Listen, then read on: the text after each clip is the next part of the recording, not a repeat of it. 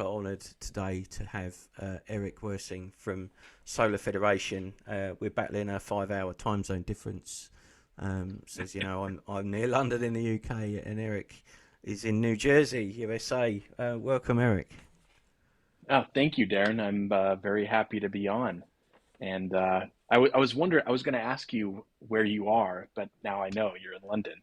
Yeah, I I've got a funny think it's a accent. five hours ahead of the US, right? Yeah, that's right. So 7 p.m. here, and you've got 2 o'clock. Oh, yeah. Yeah. So you're So about to wrap up the day. yeah, yeah. So thank you so much for coming on. We got put in touch together for an earlier podcast I did. In fact, it was my first episode with Steve Brown for Moving Pictures, and he said you've got to talk to this guy as well. And Oh, this podcast is predominantly around your guitar gear and your amps and effects. But I'll ask you some questions. But let's just have a chat and have a ramble. absolutely. I'm into it, man. Okay. And I want to put it out there. Thank you, Steve. I appreciate it. That was very kind of him to give you my name. And I'm very happy to be on here. Thank you. Right. So, right at the beginning, what first got you into guitar? Oh man. You know, my earliest memories, I actually played violin first. I started on piano, went to violin, thinking as a little kid, strings, guitar. But I got that wasn't what I was really looking for. And then when I was 12 is when I got my first guitar for Christmas. And um, I think I wanted a guitar because I was listening to Metallica. And I mean, you have to think I was in middle school, which is seventh and eighth grade here, and everybody's wearing like the stonewashed jean jackets with the lamb wool inside, and napalm death patches Yeah. on the back. So I'm listening We're, to. Okay, go ahead. Sorry. I was just going to say we were a similar age then. So what Metallica album were they on when you started listening? I think that was probably "And Justice for All." I Okay. remember jamming in my bed to that before I even really could play guitar, and that's one of my earliest memories where I was like. And then shortly after, I think I got some sort of Dean Markley little practice amp, and also some sort of I think it was actually a Boss Super Overdrive.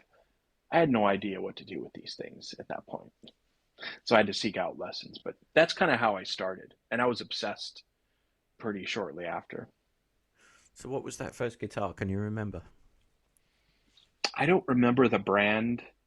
I think it was made in Taiwan, and it was a red and white Strat, but it was like the name on the top of it was like CB something, some number. It wasn't a very good guitar, and I don't know where it is anymore. Okay, so that's one of my questions: is do you still have it?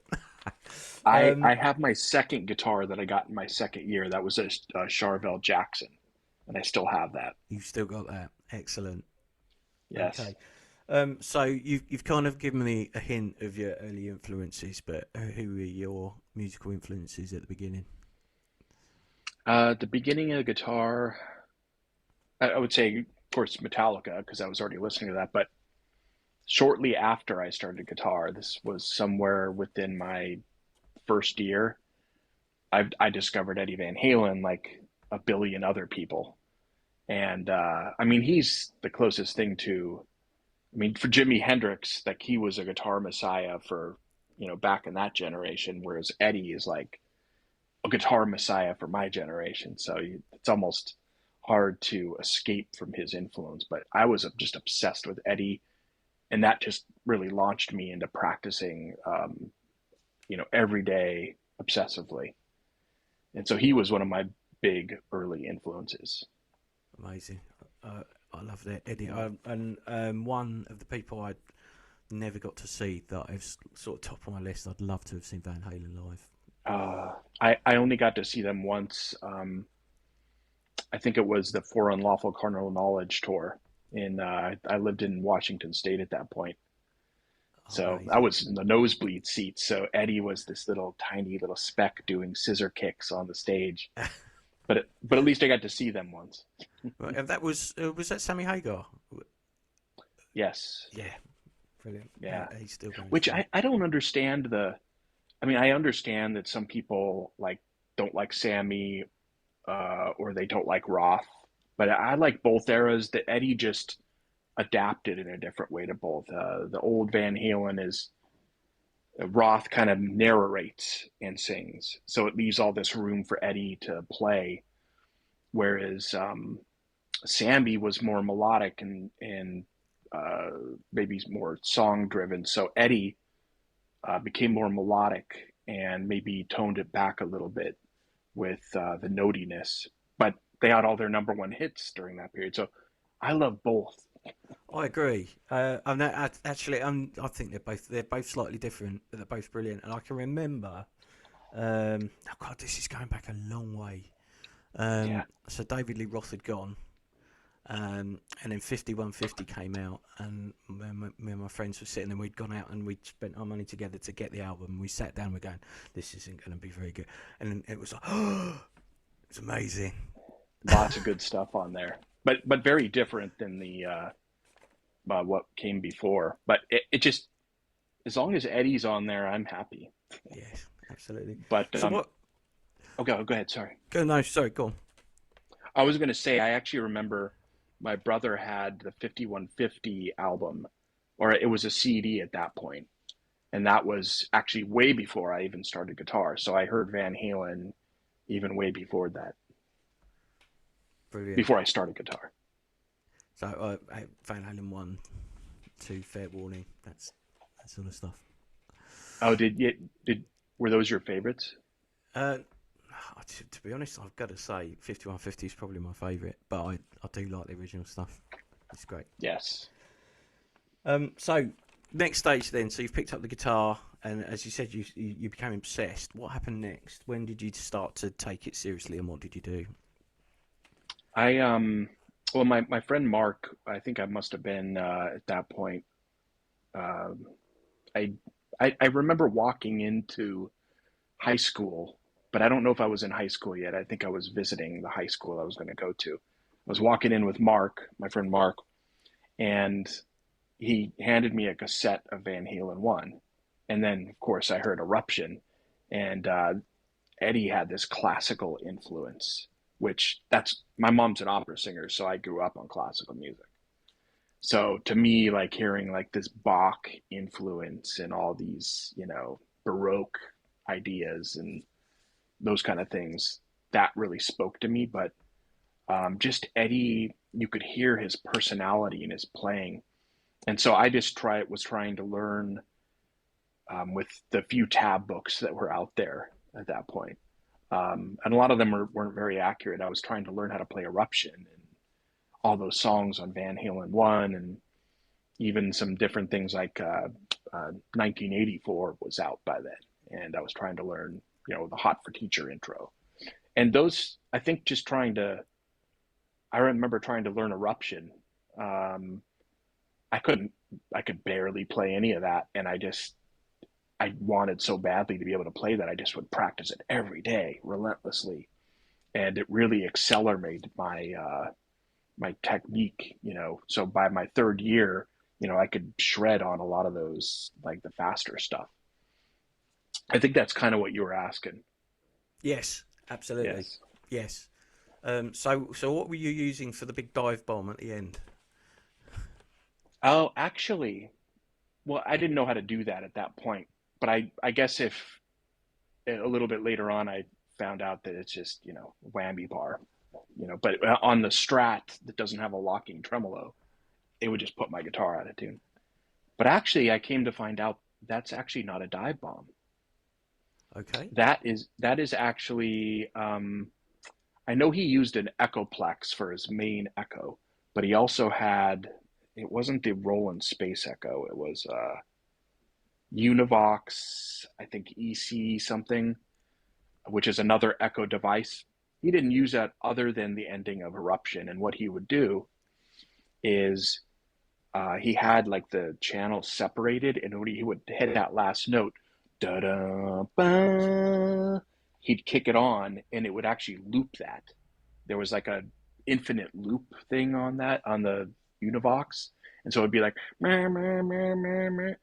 And then a trick that you could do on that was if you turn down the echo speed, I think it was, it actually lowers. So it's like wah, wah, wah, wah, wah, wah, wah, wah, wah, wah. Oh, wow. Okay. So if you look at like, you've probably seen those videos of when they were, there's just like a handful of like not great videos of Van Halen opening for Black Sabbath Yeah. back in 1978. And you see Eddie walk over to that big bomb thing he used to keep that in. It was like a bomb casing. Feel bad for the guys who had to lug that around. But you see him walk up to it with his guitar after he does that, and yeah. Yeah, see, the dog knows. Yeah. Sorry about the dog. I love dogs. And that was when he had the Frankenstrat was still white and black, isn't it? Yes, I actually just, I'm going to be doing a Van Halen set at Solar Federation's drummers party later this year. And so we're doing like, I think about a half an hour to 45 minutes. So I just bought the EVH Stripe series. Got to go all out for it, Brilliant. Okay. That's amazing. which is the same one, the 1978 guitar. Excellent. I'll when I do the YouTube video, I'll put up a little snippet because I have actually built the Frankenstrat. From We'll have scratch. to. I built one too. We'll have to chat on that. Oh, we'll have to have a compare. Yeah, excellent. And it was actually the first guitar. It was the first one I built. And the Wow. paint jobs are. It's the red. It's the full one with the red, white, and black. Building a Paint job. guitar is a lot more than people realize. Oh yeah, There's a lot of fine tuning stuff you have to do and all sorts of problems you can get into. absolutely. Yeah, it's a good learning experience. Oh, that's great. So we'll do that at some point. We'll compare those. Yes. Um, okay. So whenabouts did you get into playing in bands? What happened next? So you've got into your Eddie Van Halen and you've mastered Eruption. What comes next? Well, I actually played. I played at my first talent show in middle school, but we played like Louie Louie and Smoking in the Boys' Room and one other song. So that I think I walked forward to play my solo and pulled the cord out of my amp. So that was my first performance. But and you'll see why I'm talking about this. My second talent show that I did while I was in high school, and I could play a lot better by then. And some older dudes in the audience saw me playing up there. And I played Eruption and Eugene's Revenge from the Ralph Macchio movie with Steve Vai. Yeah. So I played that, and they were like, "Whoa, this is like." I think I was like 14 at that point, and they were like, "Oh man, he can play pretty well. We should have him get into our band." They were all like 21, and here it's me like 14. So they had to pick me up, and that was my first band basically. I forget what we called it, but we played lots of like 80s hair metal covers like Scorpions all the way to Skid Row, and all that stuff. Brilliant. It was pretty fun. But I didn't get into a band for a while after that because I went to Berkeley. So that was my first band. Okay. And what did you do at Berkeley? I went there for performance. So I ended up basically, you take lessons, you take arranging, you take music theory, you do ear training, you play in ensembles, you network, which is one of the biggest things about Berkeley. So did I mention private lessons? Only just now. You just said you take lessons, but No. you didn't know. Yeah, so I mean, you basically just you're immersed in music and all sorts of different things. It's almost sometimes too much to like stuff into your brain that quickly. But I also met my wife there, so I would go there in a heartbeat again, just to meet her. Brilliant. Good Yes, story. but that was Okay. Berkeley basically. So did you after Berkeley? Did you turn professional? Um, After Berkeley, my wife and I ended up moving to Pennsylvania. Um, I wouldn't say there was a great, uh, back then, there wasn't a lot of opportunities to like be professional, where like that's all you're doing for a living. Yeah. So we had to get normal jobs and play in our band, but then eventually I ended up teaching for a living. And that's what I did for quite a long time while playing in a couple bands. I had a school I started actually, the Perfect Fifth. We brought in Steve Vai for our grand opening. It was in Oh, wow. 2011. Steve Vai came in and did a master class, and that was kind of cool to like have him play at the Whitaker Center, and I got to drive him around and all that kind of stuff. That's amazing. Yeah, yeah. It was a little scary too, because like I remember pulling up to the airport and I'm like, I gotta go and walk up to Steve Vai and greet him without looking like an awkward dork. A super fan that doesn't know what to say next. Exactly. I'd met him a couple times before though. One time at Berkeley, and then I also saw him play during the Ultrazone album that he put out while I was at Berkeley also, but that was at Tower Records. So I'd met him a couple times, but um, I doubt he would remember me. But that's basically what I did for a long time, was at school, teaching, and then playing in various bands. Then 2015 rolls around and Solar Federation. Yeah, so let's talk about Solar Federation. So what got you into I'm going to be on a Rush tribute? Well, I would say the spark for it really started to happen in 2011, actually. Uh, Rush was touring with the Time Machine tour. I think that was 2011. And my wife's cousin, Jason, was like, "Hey, you guys want to come up to Jones Beach Amphitheater? Rush is touring again. They're doing this Time Machine tour where they go, backwards in chronological order. I think it was backwards. May have been the opposite way.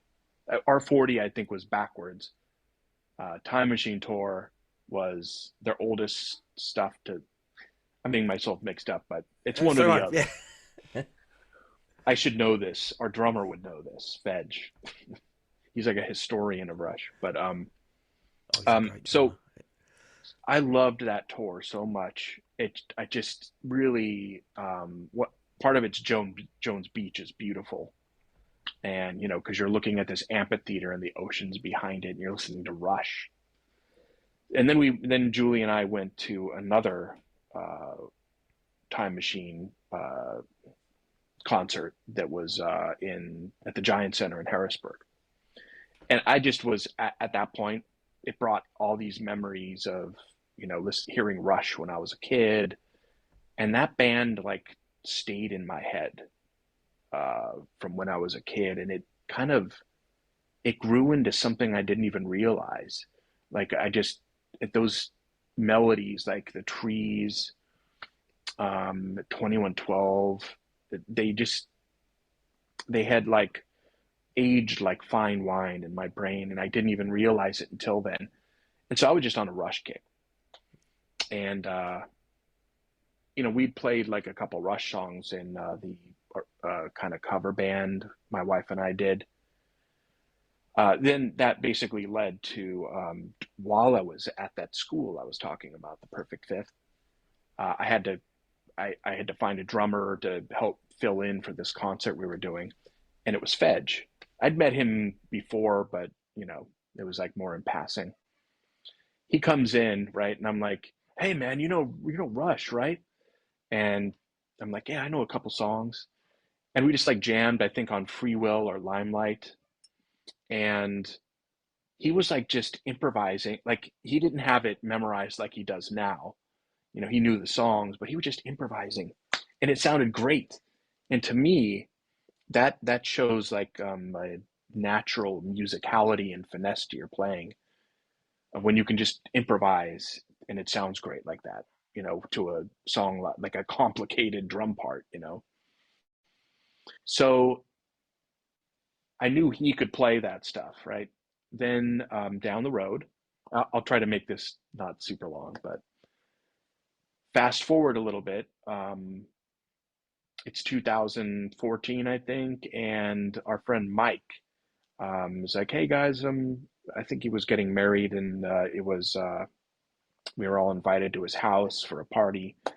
And that's where he introduced Fedge and I, because he knew we were both into Rush. And that's where Fedge and I talked about, hey, we should do like a Rush tribute. Fedge had been wanting to do that for a long time, you know. So fast forward like maybe about a year later, took us a year to like really like get everything ironed out and some songs learned. And we meet for the first time, and there we go. The rest is history. There's a couple lineup changes at the beginning, but then after that, we've kind of been the same four people now for a while. It started with you and Fedge. Yes. And then how did you find the others?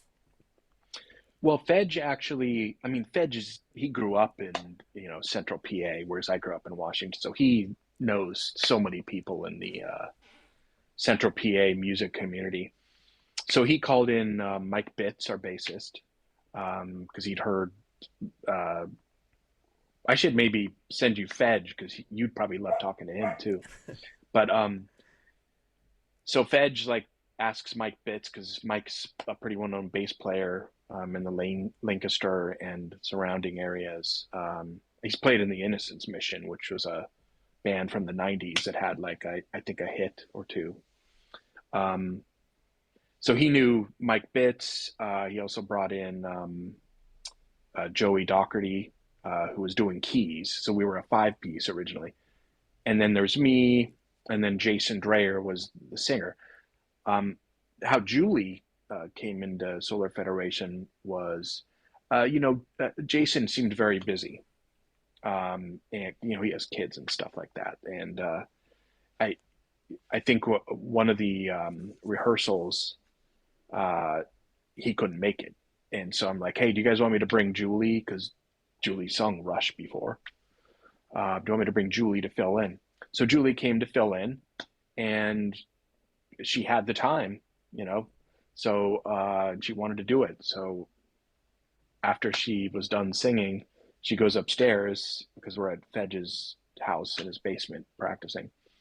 And Mike Bitts is like, we should just have her in the band. And that's how and eventually, we had a couple keyboardists. So like I said, we were a 5-piece. Eventually, our second keyboardist, Joe, he was just going to college and getting married. So I knew he wasn't going to be able to continue it. And I was like, guys, we need to become a 4-piece now. So eventually he had to leave, and then we became what we are now. I don't think we'll ever try to go to a 3-piece. I know Rush is a 3-piece, but I don't think it's too bad to split Geddy into vocals, and then Mike does the keys and bass. I think it's, to us, the reason why I understand why a lot of people out there are like, Rush is a 3-piece. But really, we love playing the music, and that is our main goal. We're not trying to like dress up like Rush or anything like that. I want people to just lose themselves in the music, and we're trying to play it at a really, good level. But one other thing I want to mention though is, I feel like we have a chemistry as a band. Like, we like playing with each other. We all show up to practice having learned our parts.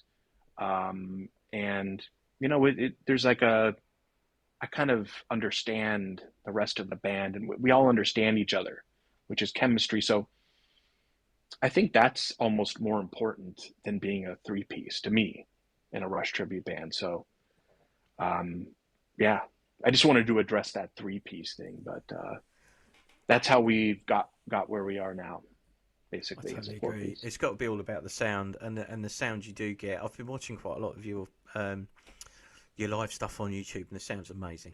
Really good. Oh, thank you, man. I have some new videos we did. I'm going to be putting out soon. But they're like live performances. But Hopefully I can get those out pretty soon here. Great. So let's talk about your guitars and the equipment that you use on Solar Federation. Yes. So Well, guitars first. What do you use? well, I've gone through a number of different guitars, and I've settled now on uh, one that I use is this. This is an ES 335, right? And I know some of it's blurred out here. Yeah, that's Um, I can actually try to take that. I don't know if it's worth taking that that's all right. off. That's fine. It looks. Yeah, I can tell what it is. That's lovely. this is a newer 335. Gibson was kind of having a rough patch for a while, but I am very happy with this guitar. It was very well made. It was plucked from the factory. I don't know if pluck is PLEK, and then apostrophe D, in case anybody needs to look it up. But I love this guitar. I use it for jazz. I use it for Rush, all sorts of things. But I know Alex had a 355 later on, but this is basically what he had. Other than it, he had like the bridge that goes like that. But this is basically what he had for a lot of the really early stuff, you know. Um, I also have hanging up on my wall over here. I have a Lurkst Limelight, which I love. I Amazing. love.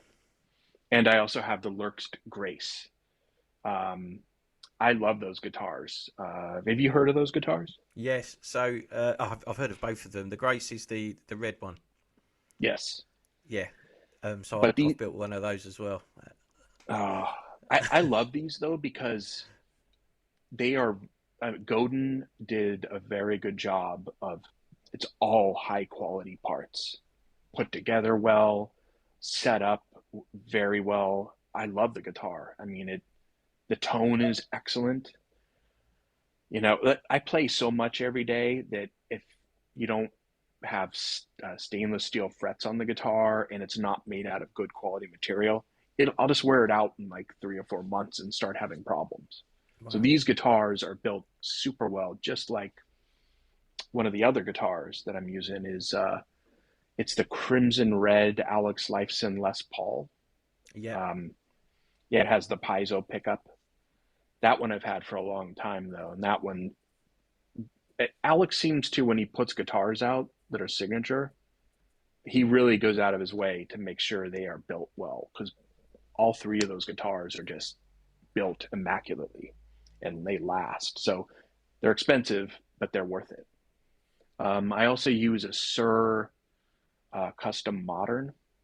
Okay. Um, the reason I use that is because on Red Barchetta, uh, if I try to use the Lurkst, Limelight, or Grace, it has a single coil in the neck pickup, and there's too much of a volume drop when I switch on Uh, Red Barchetta to not go into too many details.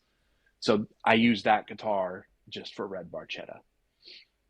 What else do I have here? I have a Telecaster that I use for New World Man. Uh, there's a 12 string Gibson, the double neck, obviously, yeah. for you know what that's for. Yeah. Let's see, what else do I have? I have a classical guitar that I use for you know, the trees and beginning of La Villa, and I think there's like 5 or 6 notes in 2112.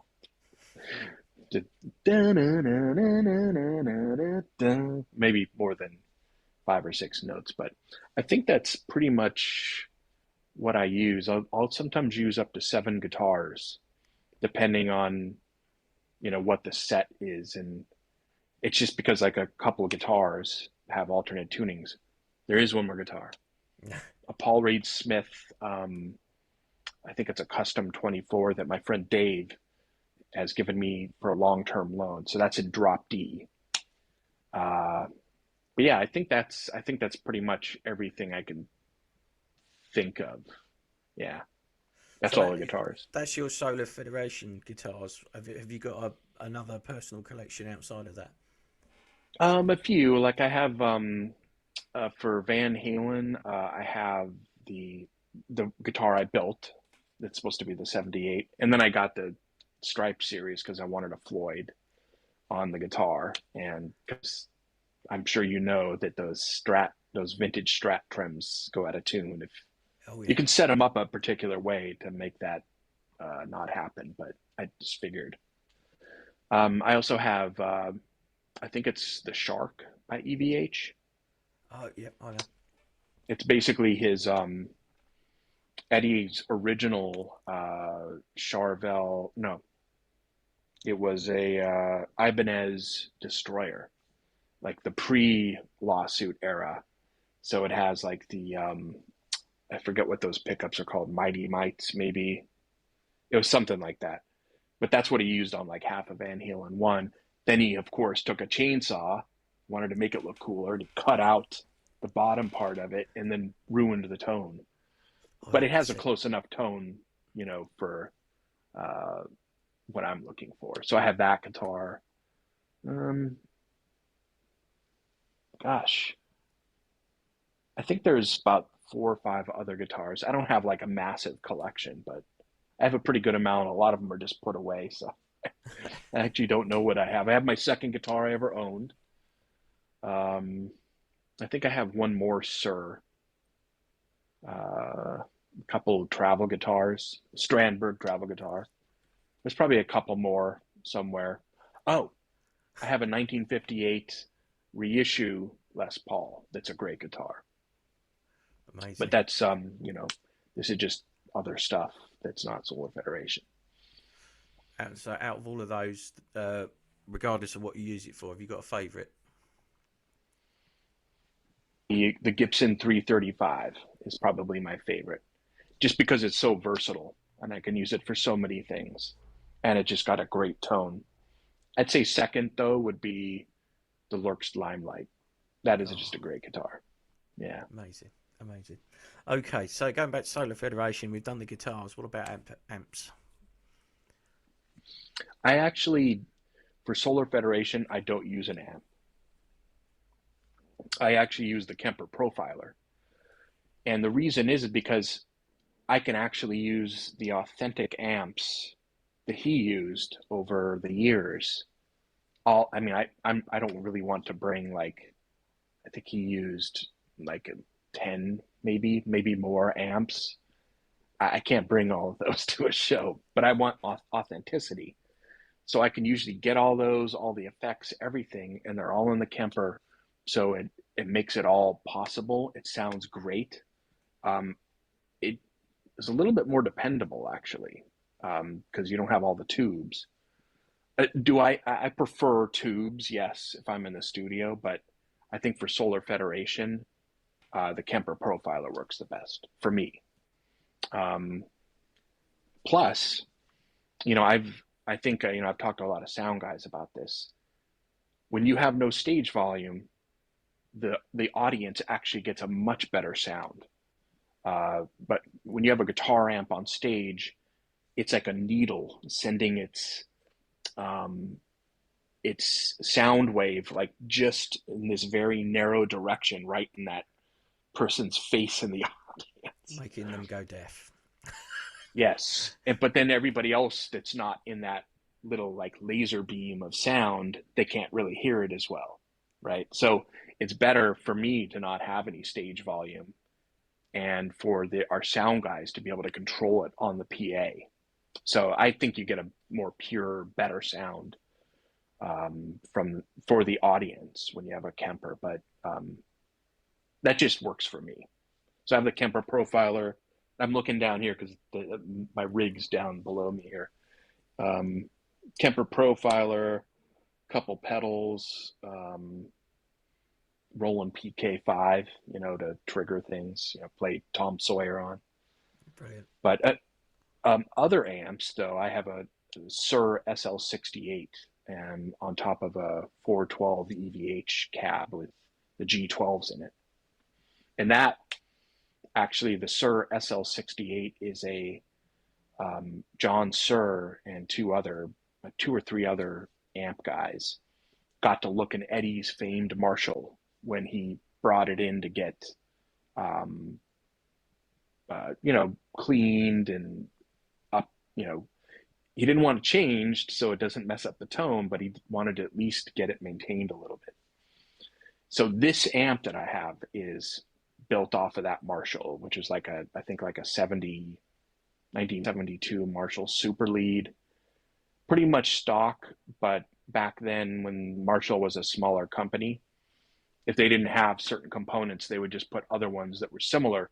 So every Marshall kind of sounded slightly different depending on, Yeah.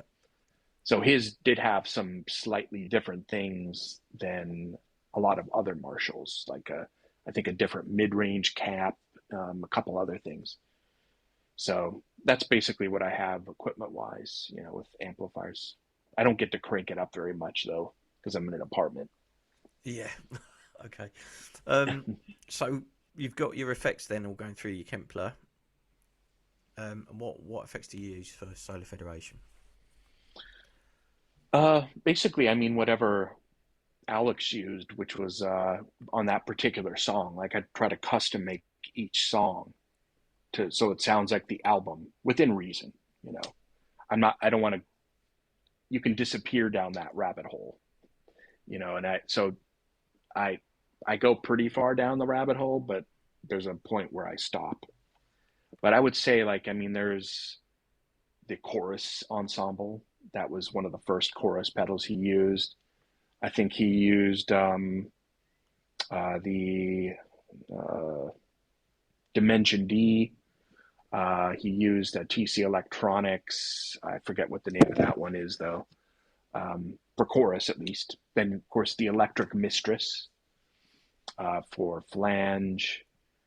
He used an Echoplex pretty much up until you started to get rack mount units, which like he used loft and those kind of things.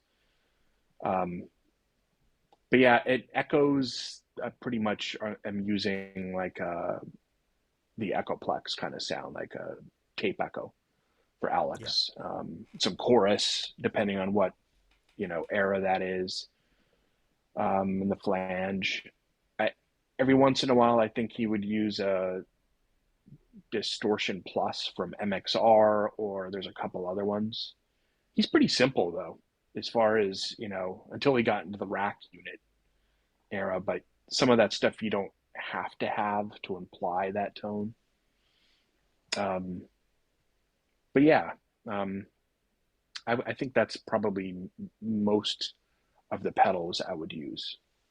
Excellent. Okay.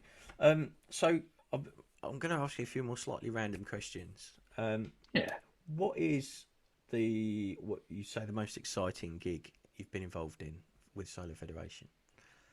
I we've had some really cool shows like the Whitaker Center and Mickey's Black Box, but uh, I'd have to say that A Night for Neil was, I mean, it was terrifying and exciting at the same time.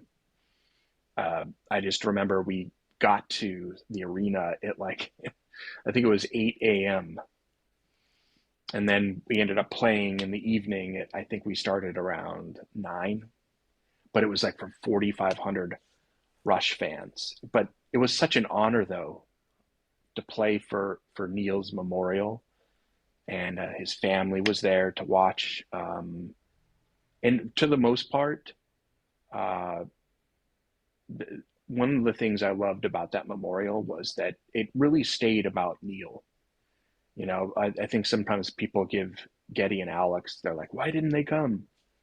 But I think it was about Neil. And I think if they would have showed up, it wouldn't have been about Neil anymore, you know? So I think that memorial went off the way it should for Neil, the way he would have wanted it to be, which is it was for charity. It stayed like somewhat humble and just appreciating Neil's life, people talking about him.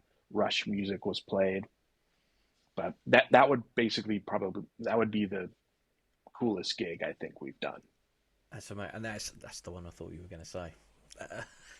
I Yeah, you mean, can't yeah, beat that one. you can't beat that one. And the only tribute band to be invited.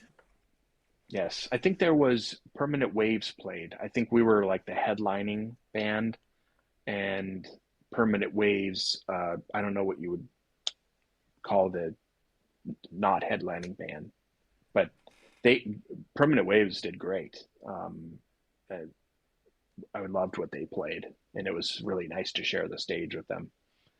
But I think the people who put it together, they'd worked with us many times, so that's kind of how we knew. Uh, that's how we got involved in that whole thing, And I think they knew we would respect, you know, Neil and what was going on, and we wouldn't try to exploit things. Absolutely brilliant.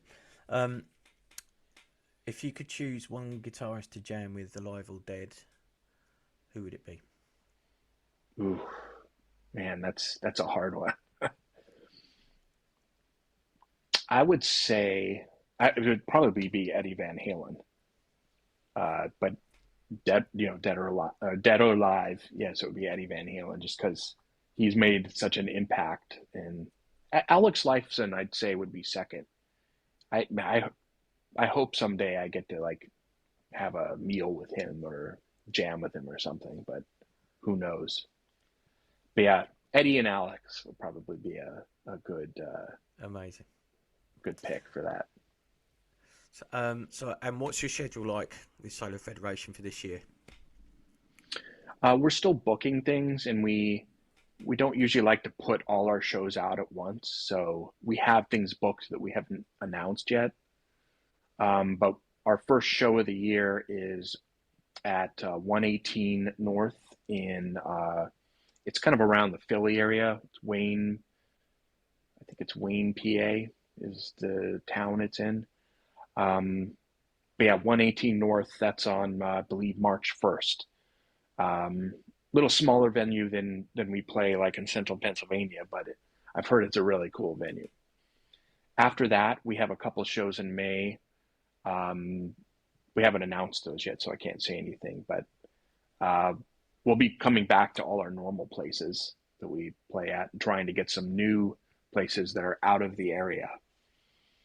But yeah, that's really the only one we've announced so far because we usually take January and February off and then we start playing in March. So we're just getting everything booked. But we only play, just due to our jobs, we only play so many shows a year, maybe like 10 or 12. Yeah. And so we try to make those bigger shows because we just can't do any more with our schedules. But we'll definitely be returning though to Mickey's Black Box and the Englewood, um, Double Barrel Roadhouse, all those places. The Whitaker Center. We actually have a new center we're going to be playing at, uh, at the end of the year that I'm really excited about. It should be a really cool show. But yeah, hopefully we can put those out pretty soon here. Brilliant. That's going to be great for your fans. So one last question before you go. If you don't already own it, what would be your ultimate guitar? If money wasn't an object, Absolutely. Money, no object. What is it? hmm. I'm actually pretty happy with the guitars I have, but I guess maybe a way I could kind of answer that question would be if I were to buy a guitar as an investment, like one that would, like a collection, one that would go up in value that I could never afford, it would be probably a 1959 Les Paul Standard. Excellent. Yeah, that would be a cool guitar to have, or like an old Strat, or like an old jazz box, like like maybe a something like I I can't think of anything right now, but maybe like a Gibson ES 175, like from back in the day, with where the woods, it's dried out and all the resin is crystallized because it's old.